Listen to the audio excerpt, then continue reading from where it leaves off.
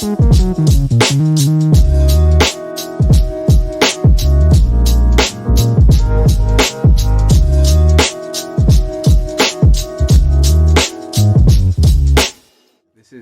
is either going to be an audio only podcast or there's going to be some hard visuals.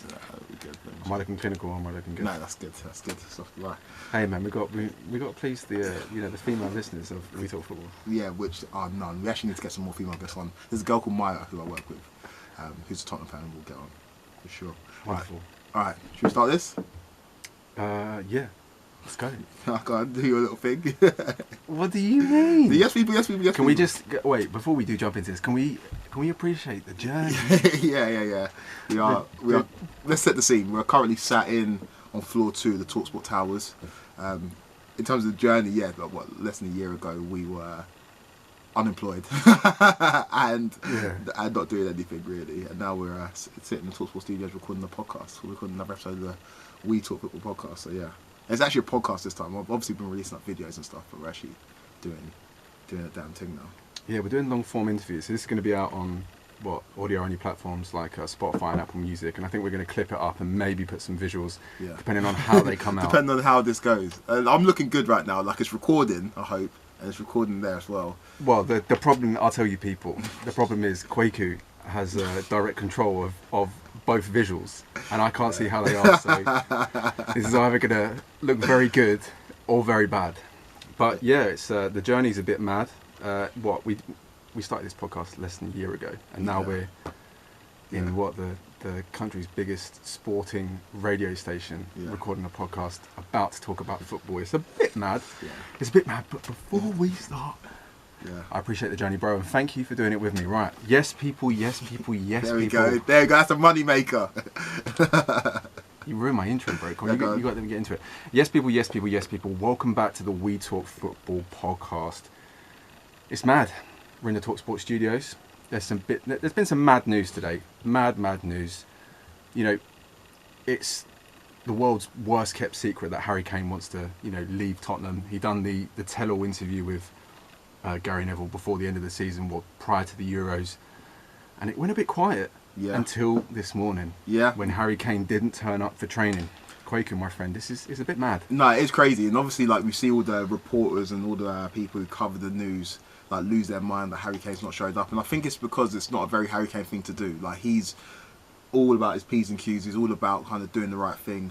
And I'm not saying this is the wrong thing, but this is very, very out of character for Harry Kane, which signifies one thing: he wants out of Tottenham, and Tottenham aren't allowing that to happen. What the not ramifications, but what the things behind the scenes are, we don't know. Whether there was a gentleman's agreement or whether things have been promised that haven't been followed through on, we don't know about yet. But all we know is that there's two divisive sides. Harry Kane wants to leave, and Tottenham want to keep him.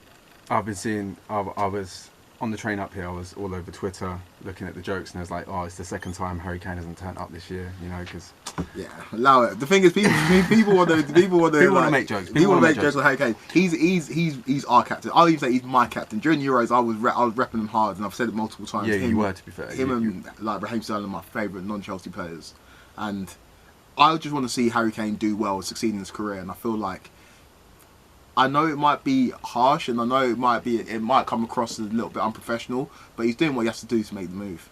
That's the thing, though. I was going to ask you.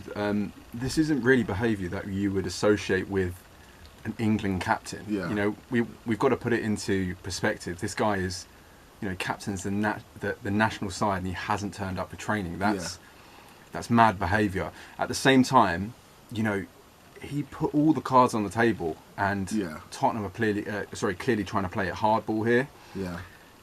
I can't see any return for Harry Kane at Tottenham Hotspur. Crazier things have happened in football, but Man City, where's the £100 million bid? Just bid for him, man. Come on. I feel like nowadays you always hear about these unofficial bids, and I feel like teams will want to avoid getting egg on their face in public. So you won't ever really hear about a bid until the deal's actually done behind the scenes, and the bid's almost like a formality. So I think they're working behind the scenes. Obviously, they're talking to Harry Kane's representatives, and it's about whether Tottenham are going to play ball and actually sell their biggest asset. They've left it late, because Tottenham haven't got that much time to get a replacement. The season starts soon. I know we've got another month till the transfer window closes, but until the season actually starts, there's only about less than a couple of weeks. So they haven't left Tottenham enough time to find a replacement. But if Harry Kane wants to leave, I can't foresee a situation where it comes to the first game of the season where Harry Kane's wearing a Tottenham shirt reluctantly. They're going to have to get a deal done, and the fact that he hasn't turned up to training indicates how he's feeling at the moment, for sure. For sure, like I mean, he's put the cards on the table. You know, I think I'm pretty sure City made a bid in June of like 100 million then. Apparently, again, an unofficial bid. Yeah, well, that's the thing though, bro. Like, what does Harry Kane go for? Well, I don't know. You compare it to like what players are going for now, and obviously we know that Man City are working to bring Jack Grealish in, and that's 100 million. Me and you talked about that before. I don't know. Harry Kane is 28, turned 28 recently. He's had injury issues, but we know when he's on the pitch, he's guaranteed to get you goals in the Premier League. So, in terms of putting a value on that, that's invaluable. Man City need a goal scorer. Obviously, Sergio Aguero has now exited Man City, and they need someone to put the ball in the back of the net on a consistent basis. So, you pay whatever you need to pay to bring that player in, and the value of a player is only as much as the asking price from the other team. So if Tottenham won 120 mil to bring to sell Harry Kane, then Man City are going to have to pay 120 mil. If Tottenham won 150 mil, Man City eventually going to have to pay 150 mil. And although Harry Kane can make these moves to try and accelerate the deal, Tottenham, he is still on the contract of Tottenham, and he's still got quite a few years left on his contract. So it's an interesting power play from both sides. But I do think we'll see Harry Kane in the Man City shirt come the beginning of the season. Do you think Man City are the only team that can afford or are in the market really for Harry Kane right now? I would obviously, Chelsea are Chelsea, but the fact that we are Chelsea probably rules us out of the Harry Kane sweepstakes. And really and truly, Man City are probably the only team that will really go out there and get Harry Kane. I don't think he's on Man United's radar at all. I think they're pretty happy with Cavani, and they're pretty happy with the development of Mason Greenwood as well, who's going to be successful for Cavani, or to Cavani. So yeah, I think Man City are the only team that are really in for him, and I think that's the only team that Harry Kane really wants to go to.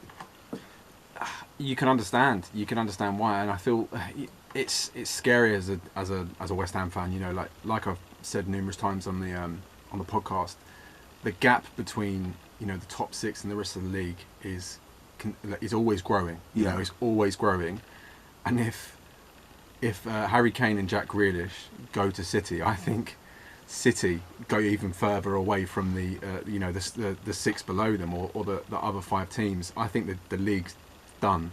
Really? I do, bro. I do. I backed City this year, to win the league, right? And we saw how dominant they were in Spurs, and I know it was at the detriment of other teams falling down around them. Obviously, Chelsea didn't have the best start to the season. Yeah. Liverpool were, riddled with injuries all season. But Man City, they put in some strong form for a long, long time over this season. And if they get the best striker in the Premier League over the last 5 years, arguably the most creative player in the Premier League over the last couple of years, in a team that's with Pep Guardiola at the helm, you can see them, winning the league for the next 2-3 seasons minimum. It's scary times, man. Scary times. 100%. And obviously, as a Chelsea fan, I'm gonna be inclined to disagree with you because I always think that we've got a chance. You've got no striker, bro. Yeah, no, we've got no striker, but again, we'll probably come on to this later on. We are going to bring a striker in. There's been massive talks about obviously the Haaland deal. I don't think there's enough time in the transfer window to get that done, but do not be surprised if you see Romelu Lukaku in a Chelsea shirt come at the beginning of the season. And that's a whole different matter that we can get onto later on. But in terms of Man City running away with this title, yeah, it can happen. But I feel like when Liverpool ran away with the league the year that they won it, there's always talks of this domination and teams going to come in and run away with the league for the next 4 or 5 years. In the Premier League, it just doesn't really happen. It hasn't happened since Alex Ferguson's left the Premier League. And I don't think it will happen. I think the Premier League's so competitive and injuries do occur on a regular basis that it's one of these things that Man City might run away with this year, but I can't see a sustained period of dominance just because teams are always improving. Look at Manchester United, who the boys from the zone have just popped in. Go on, come in. So yeah, it's gonna be a mad one. But yeah, the boys from the zone have just popped in. Go on, Joe. What are you saying, Tony? Hey, what's up? How you doing? Can't talk. Yeah, go on. What are you saying, bro? Not much, man. Just What's up, man? You good? Right here. Oh, Jamie, you look well in person, bro. Cheers, man. Sorry, man, I've ruined your podcast. Oh no, bro. No. What are you saying? You text me to come in. I just want to see what you're saying. Yeah, come say hello, innit? Why are you not doing it in Talk 2? Because you're going to be up there, and I'm sure there's going to be a pre-rec on the other thing. Nah, bro. Normally I said both of them are empty. Normally, I haven't checked yet, but. Do you reckon you should come up and check? Do you want me to text you? You can. Yeah. No, you're recording. I'll text you. Yeah, we're only like literally like 2-3 minutes in. So. Oh, you only just like? Yeah, only just started. That's a yeah. good What you say idea. though, James? See, You good? You need to be smart like them, bro. That's all Jamie, man. I'm a technophobe. See, that's the thing. We don't have cameras, blood. You got a phone. You got a phone. How many news are happening already? Yeah. all the memory, blood. But yeah. Yeah, text me when you get upstairs. Yeah, yeah. If it's free, I'll let you know. Yeah, come. Sick. Come. So jumping back in. Yeah. Do you want to jump back in or do you want to start again? Jump back in. Let's jump back in. Okay, cool. I'm not sure how this is going to come out. My editing capabilities are Yeah, it's fine. unlimited. But yeah, Man City, I don't think they're going to run away with it, and I feel like Chelsea are going to be there or thereabouts, especially if you bring in the striker. But yeah, you are right. If Man City bring in Jack Grealish and Harry Kane, they are going to be formidable and they're going to be difficult to stop, especially if you go off the back of the form of last season.